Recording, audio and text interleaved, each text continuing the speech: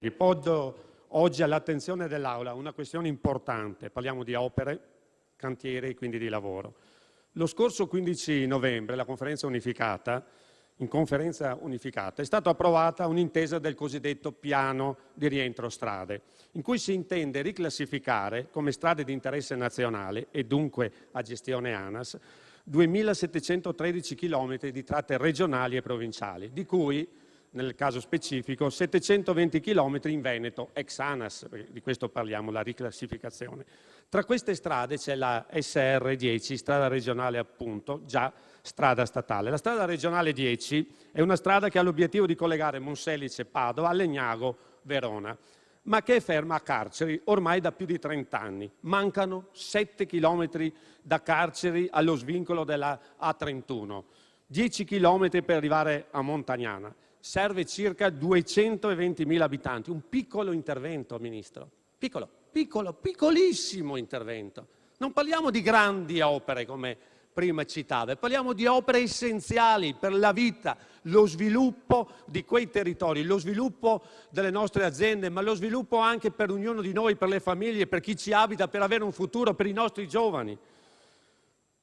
Sono stati portavoce di questa battaglia sindaci, amministratori locali, persone di tutte le categorie economiche, associazioni, comitati di cittadini di tutti i colori, non di appartenenze partitiche, ma di tutti i colori di quel territorio.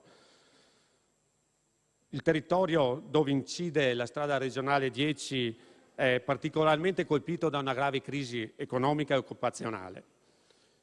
Ed è fondamentale raggiungere e finire quest'opera per attrarre investimenti e far arrivare nuove aziende e far sì che quelle attuali non chiudano e possano avere un futuro. Riqualificare le zone industriali e artigianali della Bassa Padovana, che è stata dichiarata purtroppo area di crisi non complessa, distretto ad esempio del mobile di Casale di Scodosia, dell'agroalimentare del Montagnanese, quindi è fondamentale, essenziale aggiungere quei 7 chilometri, ma è anche altrettanto fondamentale che il Ministero dia una mossa ad oggi dove è firmato il DPCM, che sembra sia fermato al Consiglio Superiore dei Lavori Pubblici per poi arrivare alle commissioni di competenza. La Regione Veneto ha chiesto la rimodulazione del contratto di programma ANAS, chiedendo proprio in modo particolare la realizzazione del primo stralcio funzionale della SR10. La Regione Veneto ha già messo, attraverso il suo presidente Zaia, ha già messo le risorse per l'intervento del progetto sia preliminare sia esecutivo in tutte le sue parti per questo primo stralcio. Quindi è solo un intervento affinché questa strada e questo piano passi all'ANAS come riqualificazione e altrettanto si dia questa priorità. Quindi, caro Ministro, no alla TAV Veneta che è un piccolo intervento, no alla Pedemontana Veneto che è un altro piccolo intervento, no alla strada regionale 10 che è un minuscolo intervento, microbo intervento, se possiamo così dire, però fondamentale per lo sviluppo di questo territorio. Il Ministro delle Infrastrutture e dei Trasporti, senatore Toninelli, risponde all'interrogazione illustrata. Prego, Ministro. Sì, grazie Presidente, grazie al senatore De Poli. Come evidenziato dal senatore stesso, la revisione denominata rientro strade si è resa necessaria alla luce delle forti asimmetrie territoriali conseguenti alla riclassificazione derivante dalla riforma Bassanini, nonché dei fallimentari effetti della riforma Del Rio sulle province. Il decreto del Presidente del Consiglio del 21 luglio 2017, in applicazione dell'articolo 1, comma 40, della legge finanziaria del 16 ha stanziato nel Fondo Infrastrutture 440 milioni destinati ad interventi di riclassificazione della rete stradale. Successivamente nel 2018 il fondo è stato ulteriormente rifinanziato per oltre 640 milioni di euro.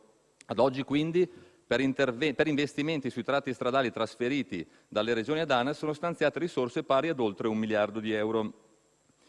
Il decreto con cui la Regione Veneto ha trasferito circa 700 km di strade ad ANAS risulta attualmente in attesa di pubblicazione in Gazzetta Ufficiale, quindi abbiamo terminato l'iter. Nel proseguo dell'iter in corso il Ministero porrà la massima attenzione per un'opera strategicamente importante per lo sviluppo della Bassa Padovana, come la strada regionale 10 Padana Inferiore, senza escludere di prendere in considerazione il progetto preliminare già commissionato da Veneto Strade. Grazie Presidente. Sì, grazie Presidente.